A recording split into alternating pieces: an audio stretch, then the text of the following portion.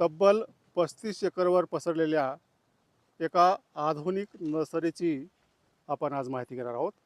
अत्यंत उच्च दर्जाची फळपिकं तसेच काही जंगली प्रजाती याचं इथं उत्पादन केलं जातं. रोपंही इथं विक्री होतात आणि काही फळझाडाची कलमं पण विक्री होतात. आणि ही जी नर्सरी आहे फार जुनी आहे. ही जी नर्सरी आहे वडिलांनी आधी सुरू केली आणि मुलानं उच्च शिक्षण घेऊन म्हणजे BSc हॉर्टिकल्चर हे शिक्षण घेऊन त्याच्यावर कळस चढवला. BSc हॉर्टिकल्चर वसंतराव नाईक मराठवाडा कृषी विद्यापीठ परभणी येथून घेतल्यामुळं त्यांनी या नर्सरीला आणखी आधुनिक केलं आणि आणखी विज्ञानाची जोड दिली. आणि त्यामुळं या नर्सरीची जी कीर्ती आहे ती महाराष्ट्रातच नव्हे तर महाराष्ट्राच्या बाहेरसुद्धा पसरलेली आहे. आणि दरवर्षी या नर्सरीमधून लाखो कलमं आणि रोपं यांचा शेतकऱ्यासाठी पुरवठा केला जातो. नमस्कार, मी डॉक्टर तुकाराम मोटे, सेवानिवृत्त कृषी सहसंचालक. डॉक्टर तुकाराम मोटे या यूट्यूब चॅनलवर मी सर्वांचं स्वागत करत आहे. तर मी या नर्सरीचा पाया ज्यांनी रचला आणि ज्यांनी कळस चढवला अशा दोन्ही बाप लेकाची मुलाखत आज तुम्हाला घडून आणणार आहे. या नर्सरीचा पाया ज्यांनी घातला त्यांचा आपण सुरुवातीला परिचय करून घेऊ. बाजीराव बापूराव काळुंके, राहणार रायपूर, तालुका परतूर, जिल्हा जालना. काका, तुम्ही ही नर्सरी जी आहे ती कधी सुरू केलेली आहे? ही नर्सरी 1995 पासून सुरुवात केली आणि 1996ला लायसन. आणि त्यावेळेस तर कोणी फळबागेकडे बघत सुद्धा नव्हतं, लागवड करत नव्हतं. तुम्ही कशी काय नर्सरीची ओपन करण्याची डेअरिंग केली हो? नाही, नर्सरीची ओपन करण्याची डेअरिंगच केली होती की मला त्यावेळेस मोसंबीची लागवड करायची होती. 2 हेक्टरवर मोसंबी लागवड करायची होती. परंतु एका खाजगी नर्सरीवर गेलो त्यावेळेस त्यांनी मला रोप चांगले दिले नाही. म्हणून मी हे विचार त्या नर्सरीत मी रोप आणले नाही. कारण त्यांनी भाषा उद्धट वापरली होती. हेच रोप घ्या, छोटंच घ्या, मोठं घ्या, असं त्यांनी ते भाषा उद्धट वापरल्यामुळे मला तिथं थोडं हे झाले. आणि त्याच्यानंतर मी नर्सरी करायण्याकरता हे झालो. आणि नंतर कृषी विभागाची संबंधित काही कर्मचाऱ्याकडून माहिती घेऊन मी नर्सरी 1995ला हे केली. आणि कोणती कोणती कलम रोपं तयार करतो त्यावेळेस म्हणजे आंबा, मोसंबी, चिक्कू या 3च प्रकारचे सुरुवातीला करत होतो. नंतर मग मुलगा ज्यावेळेस BSc हॉर्टिकल्चर झाला आणि तो नर्सरीकडे हे करतो त्याच्यानंतर मग आम्ही पूर्ण जवळ 8-10. आणि ही जी सुरुवातीला तुम्ही कलम रोपं करत होते ते कोणाला विकत होते आणि किती साधारणतः त्यावेळेस 100% अनुदानावर गव्हर्नमेंटची स्कीम होती. EJS horticulture. EJS horticulture. तर त्यावेळेस शेतकऱ्याला परमिट कृषी विभागाकडून भेटत होते आणि त्यावेळेस ते शेतकरी आपल्या नर्सरीवर येऊन शनी परमिट जमा करायचे, नंतर रोप घेऊन जायचे. किती त्यावेळेस विकत असतील? त्यावेळेस कमीत कमी 30-40 मोसंबी, 5-10 हजार आंबा एवढे. आणि या नर्सरीला आधुनिक स्वरूप दिलं त्यांचे चिरंजीव, त्यांची आपण ओळख करून. नमस्कार, मी अभय कुमार बाजीराव काळुंके, अभय नर्सरी व छत्रपती हॉर्टिकल्चर नर्सरीचा मॅनेजिंग डायरेक्टर. अभय नर्सरी ही परतूर तालुक्यामध्ये मोजे रायपूर येथे आहे. तर आपली ही जे नर्सरी आहे तर या नर्सरीमध्ये आपण 40 प्रकारचे वेगवेगळे फळपिकं व वनपिकं बनवतो. त्यामध्ये मुख्यतः आपण जे बनवतो त्यामध्ये मोसंबी, आंबा, पेरू आणि सीताफळ हे 4 प्रमुख पिकं आहेत की ज्याचं आपण लाखामध्ये रोपं बनवतो. आणि त्या व्यतिरिक्त आपल्याकडे आवळा, जांभूळ, सीताफळ, संत्रा, त्यानंतर मोसंबीमध्ये ग्रेपफ्रूट, पमेलो, आंब्यामध्ये माझ्याकडे 17 ते 18 जाती आहेत आणि जवळपास 75 प्रकारच्या प्रजातीचे मदर प्लांट आमच्याकडे आहेत आंब्याचे. जांभूळमध्ये कोकण बहाडोली जांभूळ बनवतो. त्याच्यानंतर आपण नारळमध्ये हायब्रिड जे व्हरायटी आहेत, डॉर्फ व्हरायटी आणि उंच व्हरायट्या, ह्या दोन्हीमध्ये रोपं बनवतो. आणि चिकूमध्ये कालीपत्ती ही व्हरायटी आपण बनवतो. पण फळपिकासोबतच आपण काही वनशेतीचे पिकं बनवतो. त्यामध्ये मुख्यतः चंदन आणि रक्तचंदन हे 2 पिकं आहेत. त्यासोबत मिलियाडुवे आणि मोहगनी, सागवान आणि बांबू हे 5-6 प्रकारच्या पिकामध्ये आपण आता वनशेतीमध्ये मोठ्या प्रमाणावर काम करत आहोत. आणि आज रोजी म्हणजे जे आपले 1995ला सुरुवात झाली, आज 2025 30 वर्षामध्ये आपण आता 6 राज्यामध्ये पोहोचलो आहोत आणि लाखो शेतकऱ्यांना आजपर्यंत आपण रोपं दिले आहेत. आणि त्यांचे बाग तयार करून त्याचं उत्पादन कसं वाढेल यावरती आम्ही हे एक व्हिजन मिशन म्हणजे समृद्ध किसान समृद्ध भारत हे आम्ही एक मिशन हातात घेतलं आहे.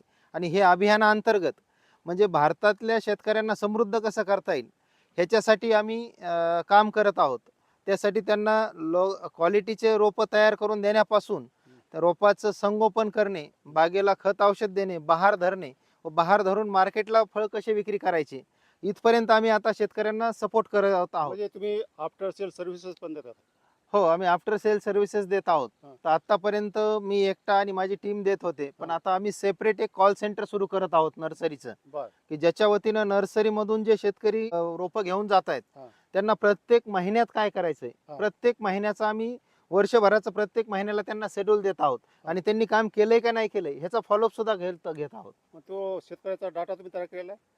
हो, तो डाटा आता तयार झालेला आहे आमचा. किती जवळपास शेतकरी 17,000 शेतकऱ्यांचा डाटा तयार आहे मग आमचा. तुम्ही BSc हॉर्टिकल्चरचं डिग्री घेतल्यानंतर नोकरीच्या पाठीमागं न लागता तुम्ही नर्सरीमध्येच यायचा का निर्णय घेतला? नर्सरीचं जे आहे सुरुवात 95 पासून झाल्यापासून लहानपणापासून नर्सरी पाहत होतो आणि वडिलांची इच्छा होती की त्यांनी सुरू केलेला हा व्यवसाय हम्म.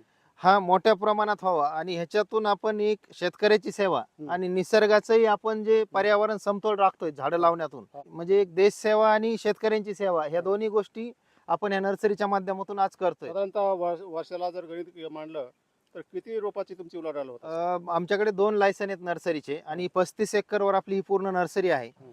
तर एक 8 ते 10 लाख रोप आम्ही दरवर्षी बनवतो बर. आणि त्याची विक्री करतो. हे जे फळझाडं आहेत आपले, ही फळझाडं बहुवर्षीय येतं आहे का? म्हणजे जातीवंत रोप तुम्हाला किंवा जातीवंत कलम तुम्हाला पुरवलं का नाही हे समजण्यासाठी तुम्हाला काही वर्ष घालावं लागतात, बरोबर आहे? बरोबर. आणि याच्यामध्ये फसवाफसवी पण होऊ शकते. बाहेरच्या राज्यातून बरेचसे लोक आणतात, विकतात, हो. त्यानंतर सांगतात एक व्हरायटी दुसरीच व्हरायटी निघते. तर यासाठी फसवाफसवी होऊ नये म्हणून तुमच्याकडे जातीवंत विद्यापीठाने संशोधन केलेल्या जाती आहेत विविध फळ पिकांच्या, त्याचे मदर ब्लॉक लागतात, मातृवृक्ष लागतात. तर अशा प्रकारचे मातृवृक्ष असते तुमच्याकडे किती एकरवर आहेत, कोणते कोणत्या फळ पिकाचे आहेत? आमच्याकडे आता 35 एकर मध्ये जी नर्सरी आहे हा.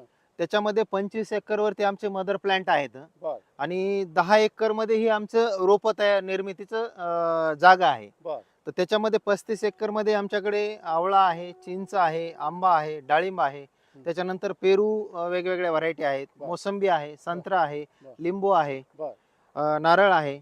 म्हणजे असं सर्वच जवळजवळ आपल्याकडे 11 फळ पिकांचे मदर प्लांट आहेत की ह्याचे जे मदर प्लांटचे जे मेन कलम आहेत किंवा रोप असतील ते तुम्ही कुठून आणले होते? आपण जेवढे आपल्याकडे मदर प्लांट आहेत हे सगळे संशोधन केंद्र जे आहेत आणि कृषी विद्यापीठाचे संशोधन केंद्र आणि कृषी विद्यापीठाच्या नर्सऱ्या हा. आणि कृषी विभागाची काही जे नर्सरी आहेत हा. आपण हे सगळे रोप तिकडनंच आणतो. आपण बाहेरनं खाजगी किंवा इतर शेतकऱ्याकडून रोप आणत नाहीत. आपण जे काही मदर प्लांटला तयार करतो, हा. कारण ह्याच्यामध्ये तुम्ही जे आता बोललात हा. की ह्याच्यात एक व्हरायटी सांगून दुसरी व्हरायटी निघून आहे आणि हे कळायला 3-4 वर्ष जातात. हा.